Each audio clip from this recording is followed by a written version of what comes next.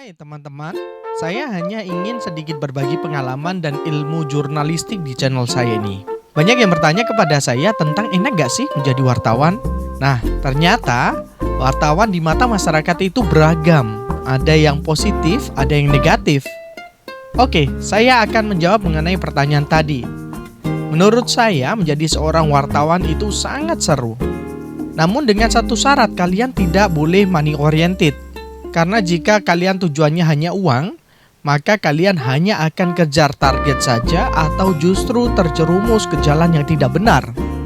Ibarat pepatah, jeruk akan bertemu dengan jeruk, salak dan nanas akan bertemu dengan salak dan nanas juga.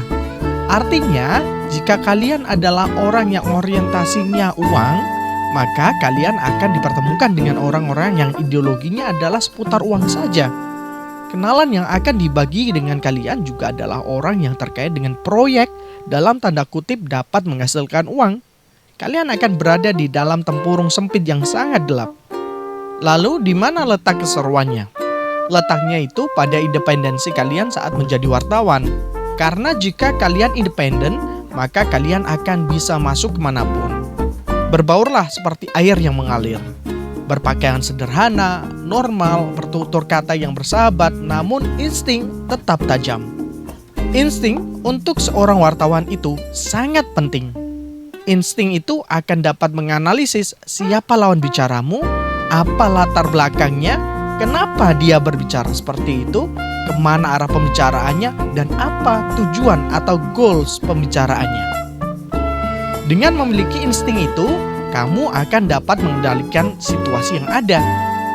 Jika situasinya buruk, maka kamu akan dapat mengambil respon dengan tepat. Namun, jika situasinya menguntungkan, maka kamu akan dapat memanfaatkannya. Oke, kita kembali tentang wartawan yang independen. Dengan menjadi wartawan yang tidak memiliki kepentingan apapun, maka kawan-kawan yang mendekat kepadamu juga adalah orang-orang yang baik yang akan berbagi segalanya untuk dirimu. Saya sendiri memiliki seseorang yang saya anggap sebagai guru dengan ideologi yang sangat luar biasa. Hidupnya sangat independen, seorang visioner dan cerdas, namun berpenampilan yang sangat sederhana. Selain itu, pengalamannya yang sangat luas membuatnya tidak segan berbagi dengan saya. Hubungan yang terbangun di dalam circle atau lingkaran pertemanan saya menjadi sangat sehat. Mungkin ada yang bertanya, apalagi sih enaknya menjadi wartawan? Menjadi wartawan membuat kita bertemu dengan berbagai macam jenis orang. Bertemu dengan orang-orang baru dengan pengetahuan baru yang belum kita ketahui sebelumnya. Saya telah banyak bertemu dengan orang-orang yang sangat luar biasa. Suatu ketika saya akan memasukkannya juga di dalam channel YouTube saya nanti. Salah satu yang pernah saya temui adalah seorang satpam. Kala itu yang sangat peduli tentang kehidupan anak-anak pedesaan, terutama adalah hal pendidikannya. Namanya adalah Waljiono. Dia orang yang sangat sederhana, bahkan bisa dikategorikan ke dalam orang yang tidak mampu.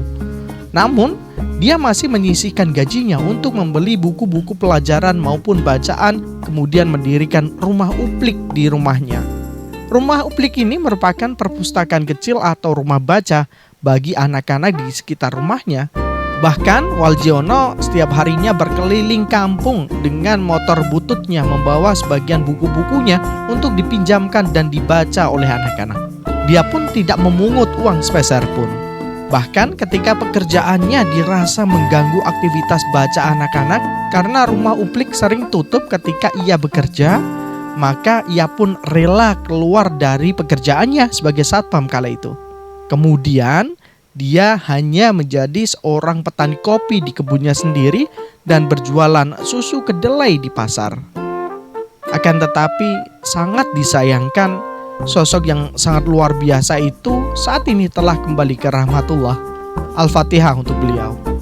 Pengalaman yang sangat luar biasa, bukan? Kisah semacam ini juga bisa menjadi katarsis atau pembersih jiwa. Karena saya sering bertanya dalam diri saya sendiri. Bagaimana sih dia bisa sehebat itu? Lalu apa yang sudah saya lakukan? Kenapa aku tidak bisa melakukan hal hebat semacam itu? Sampai saat ini pun saya masih belum menemukan jawaban pertanyaanku itu. Nah, Jika kamu orang yang kepo dan ingin belajar, jiwamu akan haus dengan kisah-kisah semacam ini. Kamu akan banyak menemui orang-orang yang luar biasa semacam itu hanya jika kamu menjadi seorang wartawan.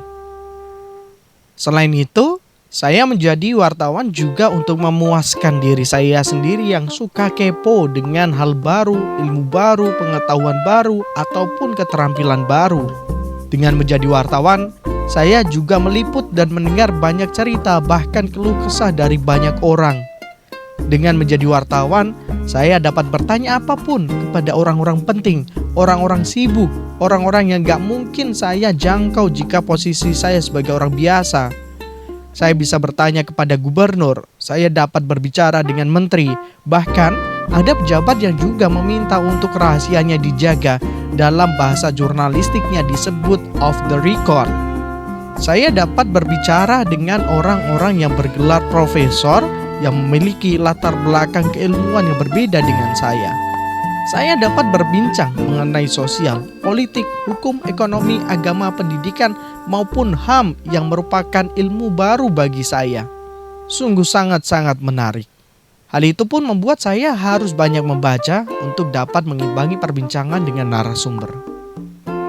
Eits, namun jangan dibayangkan dunia wartawan itu hanya enaknya saja. Saya setiap tahun tidak pernah pulang kampung ketika lebaran. Loh, kok gak pulang kampung, Kak? Emang ngapain atau kemana, Kak? Jawabannya adalah nangkring di tol.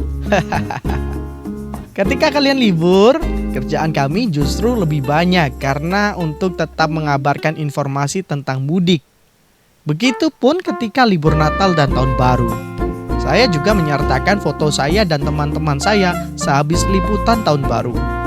Foto itu diambil sekitar pukul 01.30 dini hari. Begitulah pekerjaan wartawan, selalu siap bekerja kapanpun. Seperti halnya ketika terjadi kebakaran Pasar Johar. Kala itu kantor tiba-tiba telepon untuk meliputnya. Waktu itu kebakaran terjadi pada pukul 9 malam. Namun kantor menelpon pada pukul 11 malam. Alhasil liputan sampai pagi tidak bisa ditolak. Begitulah suka duka menjadi wartawan. Nah, apakah kamu tertarik menjadi wartawan? Bagi kamu yang ingin menjadi wartawan atau hanya sekedar kepo, di channel ini nanti saya akan berbagi banyak tentang ilmu jurnalistik. Kamu yang ingin belajar, silahkan mampir dan ikuti video-video saya nanti. Sampai jumpa ya di video selanjutnya.